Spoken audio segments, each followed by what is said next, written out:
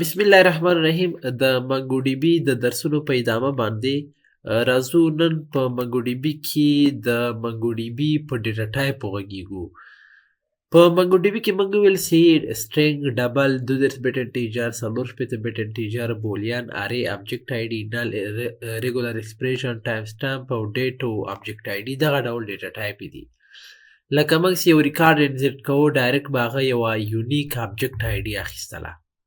همداسې نیم که موږ ورکړو، نیم به موږ سره په سټرینګ حالت کې یعنې حروف، ایج به موږ سره 15 وي، دا به انټیجر وي. لکه میرډ، فالز دا اوس بولیان سو موږ سره. ډیټ آف برډ دا اوس ډیټ ډیټا ټایپ ده. همداسې ویټ دا هم ډبل ده. همداسې نل ډیټا ټایپ ده. همداسې ارې ډیټا ټایپ ده. همداسې ابجیکټ ډیټا ټایپ ده. نو دغه ډول ډیټا ټایپ موږ په منګو ډي بي کې یوز کولی سو. راځو اوس غږیږو ډیټ ډیټا ټایپ باره کې. څنګه په منګو ډي بي کې موږ یو ډیټ ذخیره کو. مثلا دلته موږ سره یو ډاکومنټ ده. ښه، ډیټ آف برډ ډي او بي معنا ډیټ آف برډ، آیسو ډیټ به موږ استفاده کوو. په منګو ډي بي کې آیسو ډیټ لیکل کیږي. مثلا تاسې یو تاریخ انسرټ کوئ، آیسو ډیټ اول به تاسې کال ذکر کوئ، هغې نه بعد میاشت، هغې نه بعد تاریخ، بیا به هلته ټي لیکئ. ټي نه مطلب ټایم ده. هغې نه بعد مثلا ساعت څو بجې د هغه به لیکئ. آخر کې به زیډ لیکئ. زیډ نه مطلب دلته یو ټي سی ده. یو ټي سی یعنی کوارډینیټډ یونیورسل ټایم. څه معنا؟ دا یو ټي سی یو داسې سټانډرډ ټایم ده چې دا زون پورې تړاو نه لري چې دا د اروپا مربوط سو یا دا د افغانستان ټایم ده یا که بل ټایم ده، یعنی دا په زون باندې کوم تاثیر نه لري. دا یو داسې سټانډرډ ټایم ده چې مثلا دا نور هیوادو سره پرتله کیږي. لکه که چیرې مثلا په یو ټي سی ټایم کې 6 بجې، نو افغانستان کې به بیا 10 بجې، یعنی اوس هر هیواد دا بیا ورسره جمع کیږي. اوس افغانستان چې دا له یو ټي سی ټایم نه 4.5 ساعته مخکې ده.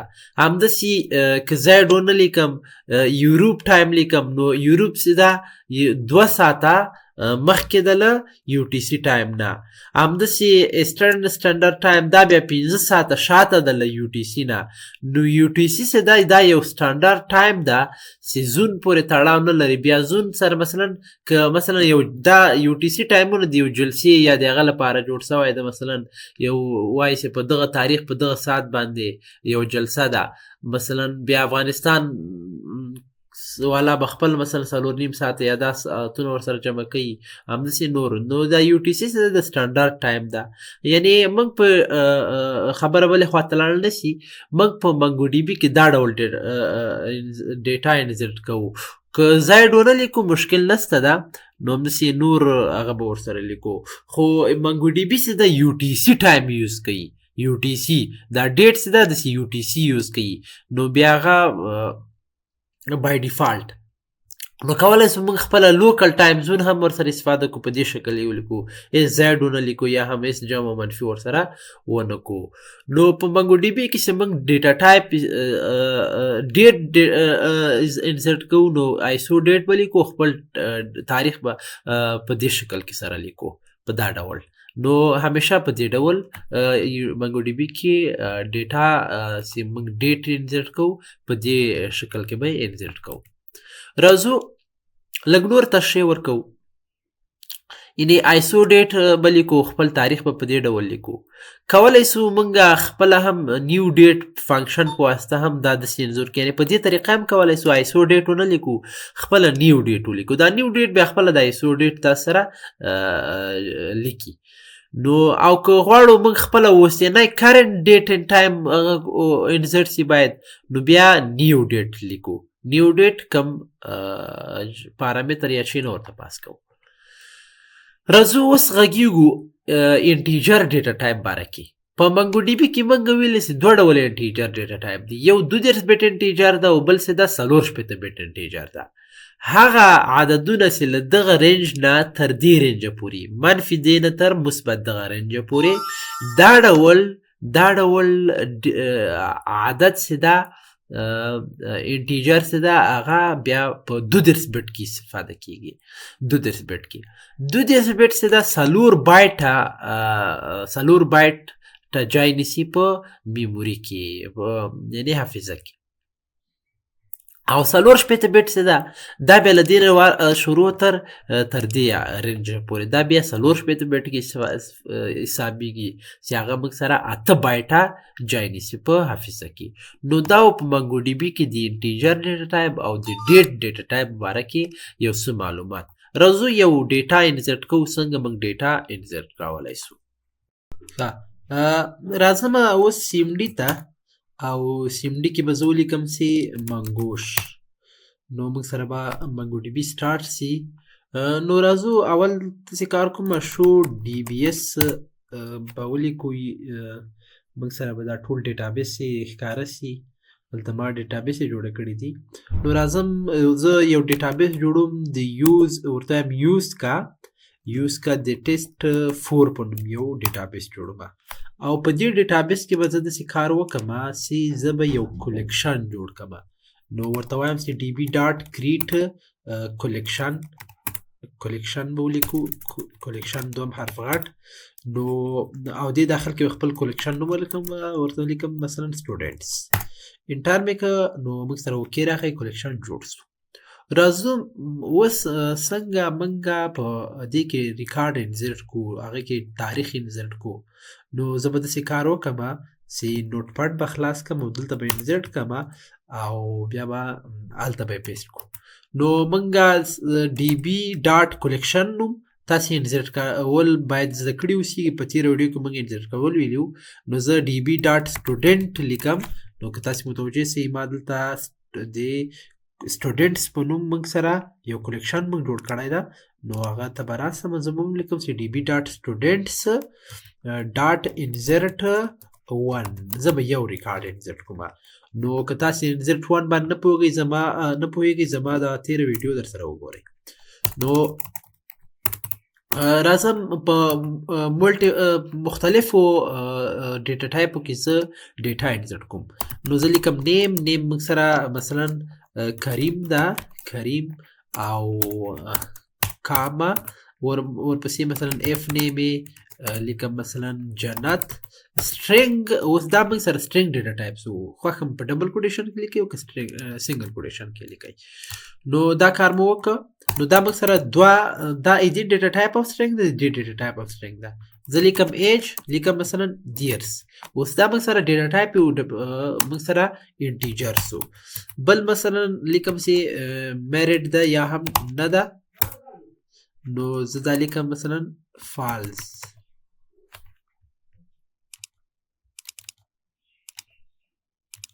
نو میریډ مثلا ما دا میریډ سپیل صحیح کما، ها میریډ فالس اوسې. د دې ډیټا ټایپ څه ده؟ بولین سو، بولین یعنی ترو او فالس. بل مثلا لیکم مثلا د دې هغه ویټ مثلا 23.4. نو د دې ډیټا ټایپ څه ده؟ ډبل سو، ډبل اشاري عددونو ډیټا ټایپ ډبل ده، او چې اشاري نه یې هغه موږ انټیجر ده. او موږ ویل چې انټیجر 32 بیټ او 64 بیټ لرو، چې دا موږ سره 32 بیټ کې حسابېږي. او بل مثلا زه لیکم هابیز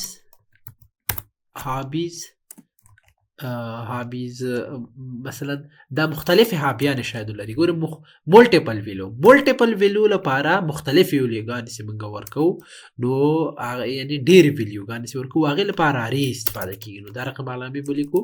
مثلا زه لیکم فوټبال او بل کاما سنګل کوټیشن کې کرکټ. په دې شکل کې همداسې کولی شي مختلفې ویلیوګانې ورکو. نو دا موږ سره ایدي ډیټا ټایپ سو، ارې ډیټا ټایپ سو. بل راځو مثلا دې شاګرد ډیټ اف برث رسو، ډي او بي مثلا لیکم. نو تاریخ سې رسو، تاریخ سې موږ لیکو به چې آیسو ډیټ، شی به لیکو آیسو ډیټ. او په دې کې به د سنگل کوټیشن کې به موږ تاریخ لیکو UTC فارمټ کې UTC موږ ویل چې داسې فارمټ د کوم زون پورې تړاو نه لري، زون باندې تاثیر نه کوي. نو زه لیکم مثلا 2025 بیا هغې نه اول به کال لیکئ، بیا د منفي علامه داش علامه، نو هغې نه بعد میاشت لیکئ، مثلا لسمه میاشت. که نهمه میاشت وي بیا به داسې لیکئ 09، که اتمه میاشت وي 08 په دې شکل، که 12مه میاشت وي دا شکل کې. خو که مثلا اوله میاشت وي داسې به نه لیکئ اول، نو لیکئ به 01 02 03 04 05 همداسې ادامه ده.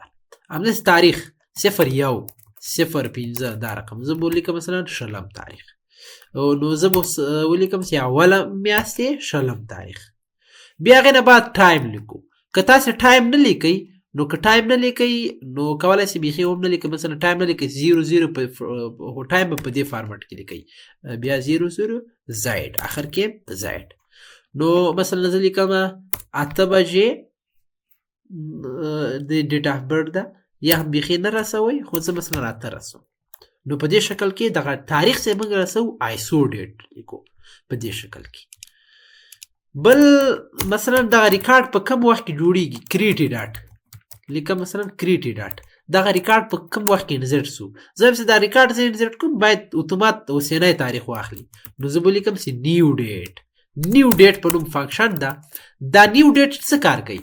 دا نیو ډیټ به اتومات دا اوسنی چې کوم تاریخ کوم وخت دی کرنٹ ډیټ او ټایم موږ سره بای ډیفالت خپله انزرټ کوي. او که تاسې خپله تاریخ رسوئ په دې فارمټ کې به رسوئ آیسو ډیټ په دې شکل کې، یا هم نیو ډیټ به لیکئ. که آیسو ډیټ نه لیکئ نیو ډیټ به لیکئ، خو زه مثلا لیکم آیسو ډیټ.